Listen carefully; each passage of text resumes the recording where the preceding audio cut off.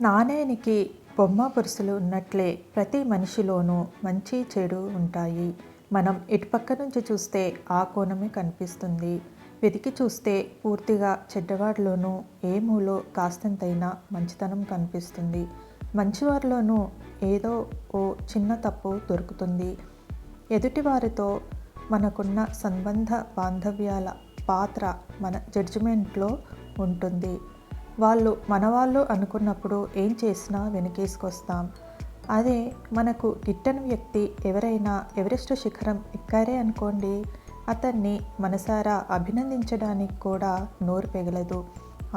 ఇందులో గొప్పేముంది మాస్టారు, ఈ రోజుల్లో 6 నెలలు ట్రైనింగ్ తీసుకుంటే నేను మీరు ఎవరైనా ఎక్కేయగలం. ఆ మాత్రానికి ఎందుకీ గొప్పల డప్పులు అంటూ ఆ పర్వతారోహకుడి ఆకాశమంత విజయాన్ని కూడా అరక్షణంలోనే ఆవగించంత చేసి మాట్లాడడానికి వెనకాడం. ఇదంతా మన మనసు చేసే మాయ. పూర్వం చైనాలో ఒక కవి ఉండేవాడు. ఒకరోజు పొద్దున్నే ఆయన బుద్ధుడి ఆలయానికి వెళ్ళాడు. అక్కడొక సన్యాసి ప్రశాంతంగా కూర్చొని ధ్యానం చేస్తున్నాడు. తను వెళ్ళి ఆయన పక్కన కూర్చొని ధ్యానం చేశాడు. తర్వాత కాసేపటికి ఆ సన్యాసిని, నేను ధ్యానం చేస్తున్నప్పుడు మీకు ఎలా కనిపించాను అని అడిగాడు. మీరు నాకు సాక్షాత్తు ఆ బుద్ధ భగవానుడిలా కనిపించారు అని చిరునవ్వుతో సమాధానం ఇచ్చాడా సన్యాసి. మరి మీరు నాకు చెత్తకుప్పలా కనిపించారేంటి అని హేళనగా అన్నాడా కవి. అది విని ఆ సన్యాసి చిరునవ్వు నవ్వాడు.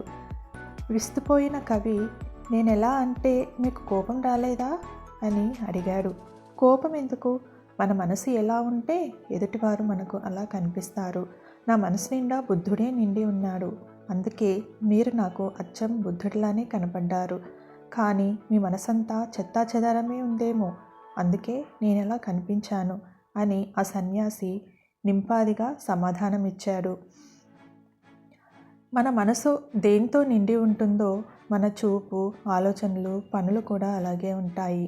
అవి ఈర్ష్య, ద్వేషం, అసూయ, పగ, ప్రతీకారమా లేక ప్రేమ, దయ, జాలి, కరుణ, వాత్సల్యమా అనేది మన మనసును బట్టే ఉంటుంది. మనం ఇచ్చే కమాండ్ తోటే కంప్యూటర్ పనిచేసినట్లు మన మనసుకు మనం వేసే మేతతోనే దాని చేతలు ఆధారపడి ఉంటాయి. స్వచ్ఛమైన పాలలాంటి మనసులో విషం చుక్క వేసి విరగొట్టుకుంటాము, చిక్కటి పెరుగు వేసి చక్కగా తోడు పెట్టుకుంటాము. అంతా మన చేతిలోనే ఉంది.